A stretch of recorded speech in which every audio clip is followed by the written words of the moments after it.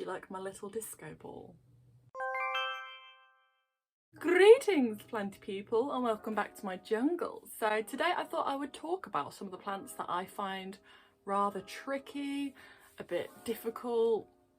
I mean, I've killed quite a few plants in the past. It's kind of the whole part of the planty journey, but these are the ones that I don't want them to die. I want them to stay alive because they're gorgeous. So yeah, how are we all doing? Hope you're having a fabulous day. I hope the sun's shining wherever you are. Fungus snap. So the first plant I want to show you is one of my favourites actually, and it's the only kind I have of this plant. So, oh, dead leaf. So it's a Colocasia mojito, and oh, look at that. How beautiful is that? It's got these gorgeous like dark brown speckles on them, but it seems to grow gorgeous new leaves, then die, grow leaves, then die. I don't know whether that's how they're supposed to be. I need to do a bit more research on it really. So if you've got any tips, let me know. But it did used to be a lot bigger, but the fact that it's still growing is promising. I've moved it to the bathroom so it can have more humidity. It was weirdly sold to me as an aquatic plant, so I try and keep it nice. That was nice and moist together. Nice. Let's keep it nice, because I've noticed also it gets a bit crispy if I don't keep it wet. So let me know your experience in Colocasia, because I'm a complete noob.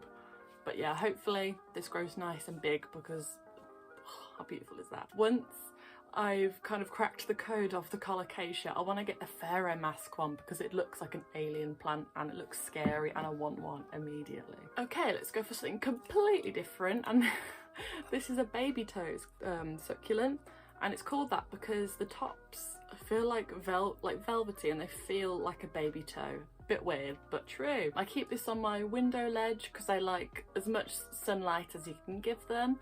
But the thing is with this guy, I never know when to water it because I don't want to overwater it.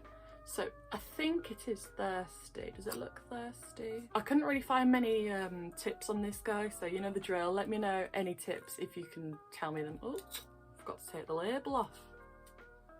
I think I'm gonna give it a cheeky little water. If it dies, it dies. This is my second time actually trying to grow one of these.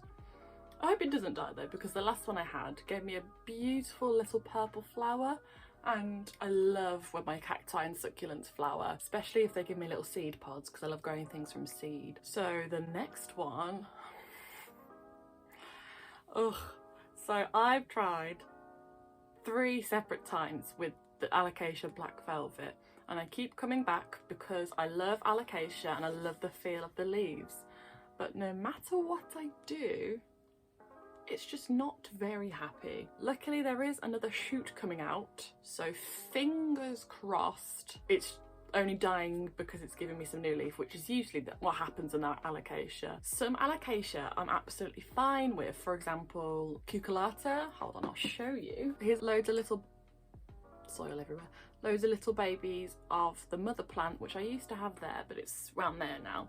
And if you want an easy care Alocasia, get the cucullata, because I've never had one so easy. Yeah, I'm trying to experiment growing them in not soil, so just growing them like a mixed substrate. So in here's perlite moss and some little clay lacquer balls, and it seems to be okay. So if you're growing corms, do it this way. And on that note, I also have, it's not mega unhappy, but I've killed a big one before. This is the silver dragon, and I don't know if you can see, it's kind of cool. There's a little bit of sport variegation there.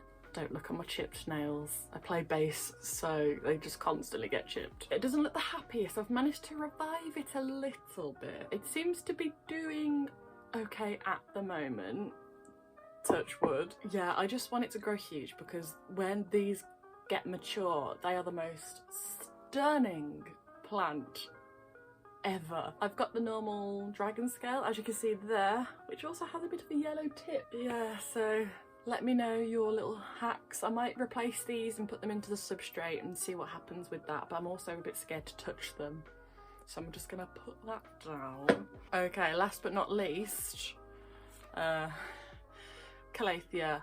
A lot of people struggle with Calathea, and I'm actually okay with some of them. Like I've got the one that begins with a W that I'm not going to try and pronounce. It's like Worcestershire, yeah. And there's also Calathea Network, there it is, Network. This guy just crisps up so quickly. Like the soil is nice and slightly damp, how they like it, but maybe because it's a baby it's a bit trickier. But I got it because I love the pink stripes on there. But